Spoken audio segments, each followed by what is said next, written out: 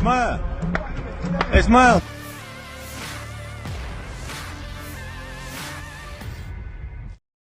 Saya tak percaya ada tentara bayaran di Ukraina.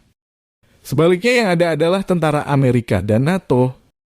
Tentara bayaran hanya istilah saja menyembunyikan keberadaan Amerika dan NATO di sini.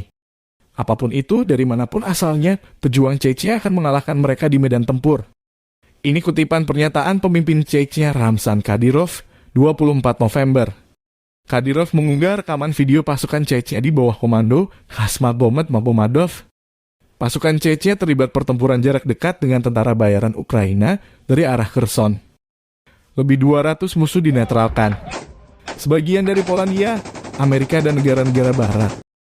Kadyrov juga menunjukkan rekaman peralatan tempur yang disita dari musuh yang gugur. Akibat tindakan gegabah tersebut, musuh mengalami kerugian besar. Secara khusus, hingga 200 nasionalis dihancurkan, serta beberapa unit alat berat militer dan kendaraan penumpang yang ditujukan untuk pengangkutan personil jadi hadiah. Tulis Kadyrov.